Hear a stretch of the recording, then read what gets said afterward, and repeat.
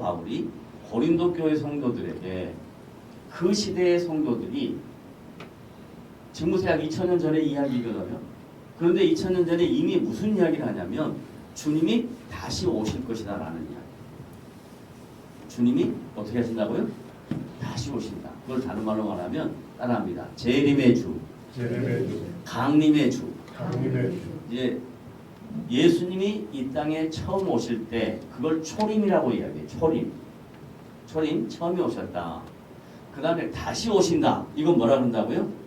재림. 강림은 뭐냐면 하나님이 이 땅의 심판의 주로 다시 오실 것이다 라는 말을 강림, 한문으로 강림, 내려오실 것이다 이렇게 얘기하는 거예요. 그래서 강림의 주, 재림의 주, 심판의 주가 다시 오실 텐데 오실 주님이 심판만 하는 것이 아니라 구원을 하시거든요. 그래서 구원과 심판은 동전의 양면이에요. 같을 수가 없어요. 하나는 구원이고 하나는 뭐예요? 심판. 하나는 뭐라고요? 구원. 또 하나는 뭐예요? 심판. 그러니까 어느 자리에 설 것인가 하는 것은 한 개개인이 인생이라는 시간을 통해서 인격적으로 주님을 만난 주님이 인격적으로 찾아오신 그 사건을 분명하게 믿으면 구원의 자리에 설 것이고 아무리 가르쳐주고 옆에서 얘기하고 권면해도 듣지 않고 자기 마음대로 살면 심판의 자리로 갈 거예요. 그런데 문제는 구원의 자리로 가기까지 우리가 지금 당장 주님이 재림하시지 않잖아요. 그래서 우리가 살아야 되잖아요. 인생, 삶이라는 걸 살아야 되잖아요. 살아갈 때 어떻게 살아야 할 것인가는 각자의 책임이에요. 고린도 교회 성도들도 각자의 다 책임이에요. 그런데 잘못된 거짓 사도들은 뭘 강조하냐면 잘못 살면 심판의 자리로 간다라고 이렇게 가르쳐요. 거짓 사도는. 그래서 심판의 자리로 가리지 않으려면 어떻게 해야 되냐? 나의 말을 따르라 라고 하는 게 거짓 사도. 근데 오늘 사도 바울은 정확하게 이야기해요. 뭐라고 이야기하냐면 한번 구원의 자리로 들어간 성도는 주님이 끝까지 책임지신다. 그렇게 해요. 따라서요. 하나님이 누구를? 나를. 다시 하나님이 누구를? 어떻게 하신다? 끝까지 책임지신다. 그걸 뭐라고 오늘 본문에서 이야기하냐면 본문 8절 한번 보세요.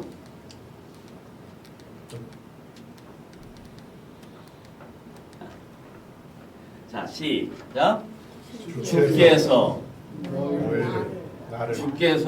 누구를? 나를 우리 주 예수 그리스도의 날에 이게 뭐냐면 강림 재림이에요. 그리스도의 날에 뭐? 책망할 것이 있게. 책망할 것이 어떻게? 없게 하시리라. 이게 하나님의 뜻이에요. 그러면 마음대로 살아도 된다 이 말이냐? 아니, 그 말이 아니고 우리가 부족하고 흠이 많고 연약하면 주님이 우리에게 인격적으로 권면하세요. 뿐만 아니라 우리의 삶 속에 신앙의 다양한 삶의 문제들로 우리를 훈련시키세요. 그것은 심판의 내용이 아니고 우리를 회복시키기 위한 과정이에요. 하나님이 우리의 인생 속에 문제를 허락하시면 그 문제는 나를 심판하기 위함이 아니고 나를 훈련하기 위함이에요. 따라하세요. 나에게 주어진 인생의 문제는 징계가 아니라 훈련함이 목적이다. 하나님 우리를 훈련시켜요. 왜? 뭐 하기 위해서? 책망할 것이 없게 하시기 위해서.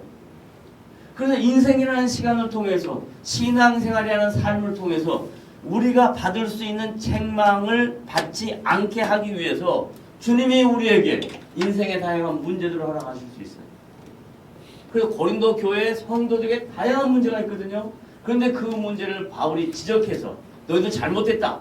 정죄하거나 판단하지 않고 아니 주님이 너희들의 인생 속에 여러 가지 훈련을 통해서 책망할 것이 없는 자로 세울 것이다. 그러니까 얼마나 위로가 돼요. 얼마나 경명하대요. 주님의 나를 책망하지 않는 자로, 책망받지 않도록 우리를 만들어 가시고 우리를 다듬어 가시고 우리를 하나님의 사람들로 세워 가실 것을 믿으시면 아멘 하시길 바랍니다. 아멘. 자, 그 다음에 9절 말씀 보면 시작. 너희는 나를 불러 이 말은 뭔 말이냐면요. 제가 불러볼게요. 이름으로 부르겠습니다. 죄송합니다. 기수야. 그럼 어떻게 해요? 네. 이렇게 하잖아요. 이게 뭐냐면 음파의 전달이 아니라 내가 어떤 사람을 호명했을 때 그가 인격적으로 반응하는 거예요. 여기서 부르다 이 말은 주님이 나를 인격적으로 대우하신다 이 말이에요. 주님이 나를 뭘로 대우하신다? 인격적, 기계적으로 하지 않아요. 비인격적으로 하지 않아요. 마음대로 이렇게 끌고 저렇게 끌고 가지 않아요. 우리를 인격적으로, 그 말을 다른 말로 바꾸면 수준에 맞게, 형편에 맞게, 처지에 맞게 이렇게 부릅니다. 자, 주께서 나를 어떻게 한다? 아니, 인격적으로 우리의 수준에 맞게, 우리의 형편과 처지에 맞게 부르시는 거예요. 나를 불러 시작. 그의 아들 우리 주 예수 그리스도와 더불어. 이 굉장히 중요한 말이에요. 더불어. 헬라 말이에요. 순이라는 말이 있어요. 순. 뭐가 있다고요? 순. 따라하세요. 뭐예요? 순. with. 영어로 and 이런 뜻이에요. 순. 이 말은 절대 뗄래야 뗄 수 없다 이 말이에요. 왜? 만약에 내가 하나님을, 예수님을, 성령님을 선택했으면, 나의 의지로 선택했으면 내가 싫으면 어떻게 하면 돼요? 버리면 되는 거예요. 내가 싫으면. 나 안 해. 요즘 애들이 많이 하는 말 있잖아요. 오래된 얘기입니다만은 아이들에게 전도하면 교회에 어떻게 써요? 끊었다 그러잖아요. 끊었다. 그러니까 끊었다 이 말은 뭔 말이에요? 내가 교회를 선택해서 갔는데 학원처럼 갔는데 마음에 안 들어. 그러니까 뭐 했다고? 끊었다 그런단 말이에요. 이건 기독교가 아니에요. 기독교는 끊고 당기고 이게 아니고 기독교는 하나님이 우리에게 뭐예요? 찾아오신 거예요. 찾아와서 뭐라면 나는 너 안에 있겠다. 너는 내 안에 있어라. 이게 더불어예요. 더불어. 주님이 우리에게 찾아오셔서 우리 안에 계시겠다고 말씀하시고 절대로 버리지 않겠다고 말씀하세요. 나는 한 번은 떠나지 않는다고 말씀하세요. 절대로 떠나지 않아요. 주님은 늘 우리와 함께 하세요. 우리가 부족하고 연약하고 흠이 많아도 주님은 떠나지 않는다. 따라합니다. 주님은 연약하고 부족하고 흠이 많은 나를 떠나신다. 떠나지 않으신다. 그래서 더불어. 그 다음 뭐예요? 교제 이게 인격이에요. 자, 유치원 아이들의 교제는 어떻게 할까요? 유치원에 가보셔서 여러분들의 손녀 또 손자 유치원에 가서 유치원 아이들 교제하는 거 보세요. 어떠세요?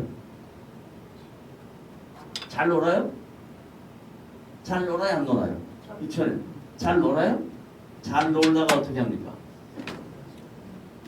삐지죠. 싸우죠. 내 거 달라 그러죠. 그거 왜 그러냐?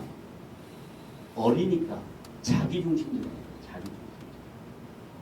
그런데 조금만 크면 싸워가지고 뭘 알아요?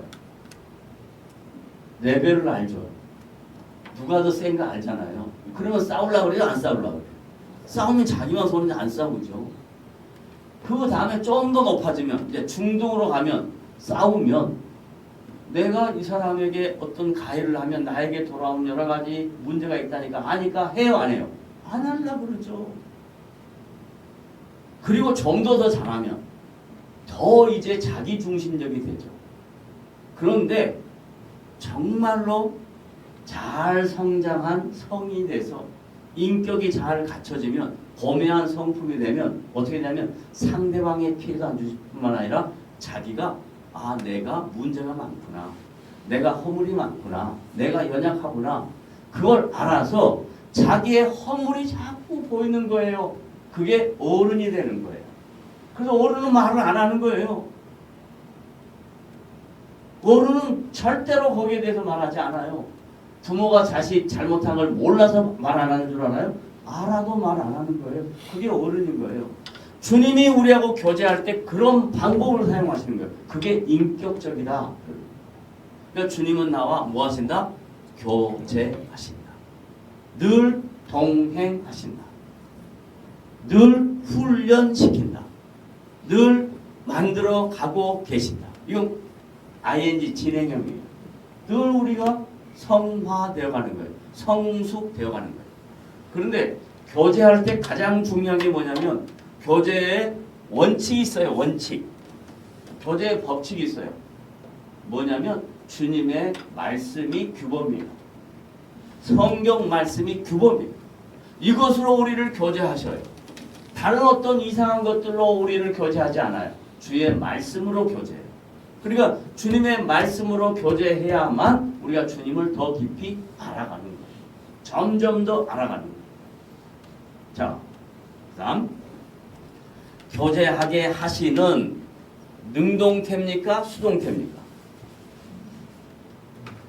자, 나를 불러 그의 아들 우리 주 예수 그리스도와 더불어 교제하게 하시는 뭐예요? 능동태예요. 능동태. 그분이 하시는 거예요. 그분이. 우리를 부르신 그분이 하시는 거예요. 그분이 주도권을 갖고 하시는 거예요. 그래서 신앙생활은 우리는 주님을 따라가는 것이지 내가 주님 보고 따라오라 그러면 안 돼요. 주님이 우리를 끌고 가시는 거예요. 주님이 우리를 이끌어 가시는 거예요. 그런데 우리는 항상 신앙생활 하면서 내가 주인이 되고 주님이 종이 돼서 주님은 내 말이 안 들어야 돼 이렇게 되는 것은 잘못된 거예요. 주님이 왕이시고 주인 되시고 우리는 왕 되시고 주인 되신 그분을 따라간다. 한 걸음 한 걸음 따라간다. 따라가는 길이 힘들까요? 많이 힘들까요? 많이 힘들죠. 그래서 아까 뭐라 했어요? 십자가라 그랬어요. 십자가. 최후 승리 오기까지 따라가. 만만치 않죠. 힘든 일이죠. 그래서 신앙생활이라는 것은 쉬운 일이 아닙니다. 근데 많은 사람들은 신앙생활을 뭐 따먹기 하려고 하는 너무 쉽게 생각하는 거예요. 아니요. 인격적으로 주님을 알아가면 알아갈수록 너무너무 힘든 과정이에요. 그래서 그 십자가의 과정을 한 걸음 한 걸음 따라가는 것이 복입니다. 왜? 십자가 다음에는 뭐가 있었어요? 십자가 다음에 뭐가 있어요? 3일 만에 부활이 있었잖아요. 그래서 사도 바울이 로마서 8장에서 그래요. 현재의 고난은 현재 우리가 십자가의 삶을 살잖아요. 현재의 고난은 뭐? 장차 누릴 영광과 좋게 비교할 수 없도다. 그러니까 이 영광을 바라보며 살아가는 거예요. 비교가 안 되는 그 영광을 바라보면서 십자가의 길을 걸어가는 거예요. 그게 주님과 더불어 교제케 하시는 이 능동태 주님, 우리는 수동적으로 따라가는 겁니다. 그 다음에 시작. 그렇게 하시는 하나님은 뭐하도다? 미쁘다. 미쁘다 이 말을 잘 모르는데요. 미쁘다라는 말은 약속을 잘 지킨다. 따라서 미쁘다는 뭐라고요? 약속을 잘 지킨다. 그러니까 하나님은 우리에게 약속을 하셨어요. 제일 먼저 하나님이 약속하실 때 뭘로 하셨냐면요. 하도 인간이 말을 안 들으니까 하나님이 물로 심판하겠다고 했어요. 그래서 물로 심판을 해요. 그리고 난 다음에 다시는 내가 이렇게 심판하지 않겠다 해가지고 약속을 하세요. 그 약속이 뭐예요? 무지개, 레인보, 무지개. 무지개로 약속을 하셨어요. 내가 다시는 물로 심판하지 않겠다. 그러니까 이 세상의 마지막 물 심판은 아니에요. 그건 분명한 성경의 말씀이에요. 다른 심판일 거예요. 어쨌든 하나님이 약속하시면 그 약속은 철저하게 지켜졌어요. 예를 보세요. 아브라함에게 찾아오셔서 하나님이 말씀하세요. 아브라함아, 아브라함아, 내가 너의 자손을 창대케 할 것이다. 그랬어요. 그러니까 얼마나 웃기는 소리냐면요. 자기 아내 사라는 이미 경수가 끊어졌고요. 아브라함도 노년에 있어요. 말도 안 되는 이야기예요. 그 얘기를 사라는 듣고 웃어버려요. 물론 말도 안 되는 비웃음으로 하나님 앞에 자신의 모습을 드러내. 그런데 시간이 지났어요. 하나님께서 하도 아브라함이 그 약속을 못 믿으니까 어떻게 하냐면 이렇게 하세요. 야, 내가 너에게 분명히 약속이 이루어질 것을 확인해 주기 위해서 하나의 사건을 만들어 줍니다. 과거에 사람들이 서로 약속을 할 때 약속을 지키겠다 해가지고 살아있는 동물을 가져왔어요. 동물을 가지고 와가지고 동물을 확 잘랐어요. 그리고 피가 날 거 아니에요. 그리고 그 동물 사이로 서로 지나가는 거예요. 그 말은 뭔 말이에요? 만약에 내가 약속을 안 지키면 어떻게 되겠다? 이렇게 죽겠다 혹은 죽겠다 이런 뜻이에요. 하나님이 살아있는 생물을 갖다가 놓고 잘랐어요. 사람이 하는 방법대로 똑같이 잘랐어요. 그리고 어떻게 하나님이 거기를 지나가요. 그 말은 뭔 말이에요? 아브라함아, 내가 너한테 한 약속 만약에 안 이루어지면 내가 너 손에 죽겠어. 이 이야기예요. 그러니까 그 약속이 아브라함이 100세 될 때, 사라가 90세 될 때, 다른 말로 바꾸면 전혀 인간의 이성으로 이루어질 수 없는 방법으로 하나님이 일하시는 거예요. 하나님의 일하시는 방법은 특별한 구원의 역사를 이루실 때에는 인간의 이성으로 도저히 이해가 되지 않는 방법으로 일하세요. 그래서 100세에 정말로 아이를 허락하세요. 그게 누구예요? 이삭이에요. 그러면 이 이삭으로 끝나는 게 아니라 그 다음에 너의 자손을 창대케 한다 그랬잖아요. 그 자손이 창대해져서 출애굽 1장에 가면 어떤 내용이 나오냐면 아브라함의 자손들이 70명이 되는 거예요. 70명. 70명이 돼서 나중에 몇만이 되냐면 장정만 60만. 다른 말로 바꾸면 200만 넘는 사람이 돼요. 그게 하나님의 약속이에요. 그 약속이 실제적으로 현실 속에 역사 속에 이루어졌단 말이에요. 그 하나님을 뭐라고 이야기하냐면 미쁘신 하나님이다. 약속을 지키는 하나님이다. 그러면 여러분 한번 가만히 생각해. 여러분의 적용해 보세요. 여러분 하나님에게 약속 받은 거 있으세요? 네, 약속 받은 거 있으세요? 저는 약속 받은 게 있어요. 근데 그 약속이 이루어져요. 그 약속이 이루어져요. 너무 놀라운 방법으로 이루어져요. 그래서 그 하나님이 지금도 살아계셔서 역사 속에 운행하시고 나의 삶 속에 역사하시는구나, 일하시는구나, 이걸 믿게 됩니다. 그러므로 바울은 짧은 8절과 9절 말씀 속에서 고린도 교회 성도들을 권면하고 위로하고 격려하면서 야, 너희들 문제 많은 거 내가 다 알아. 그리고 하나님은 너희를 버리지 않아. 그게 하나님이 우리를 지키시겠다는 하나님의 약속이에요. 그걸 또 다른 말로 뭐라면 성도의 견인. 하나님의 성도를 끝까지 지키시겠다는 의지. 이것이 바로 기독교가 타 종교와 다르다는 거예요. 왜냐하면 타 종교의 모든 신은 자기를 추종하는 대상자가 자기 말을 듣지 않으면 어떻게 해요? 징계하고 벌을 내리고 그런다 그러잖아요. 그런데 하나님은 절대 그러지 아니하시고 우리에게 찾아오셨으면 그날 이후부터 영원토록 우리의 왕 되시고 주인 되셔서 우리를 지켜주시고 위로하시고 격려하시고 만들어가시고 회복하시고 세워가시고 그래서 인격적으로 우리를 하나님의 사람으로 멋있게 조각해내시는 그 영광스러운 하나님을 믿으시면 얼마나 감격스러운지 얼마나 기쁜지 그 감격과 영광과 기쁨이 우리의 신앙생활의 힘이 되시기를 주님의 이름으로 부탁을 드립니다. 아멘. 기도하겠습니다.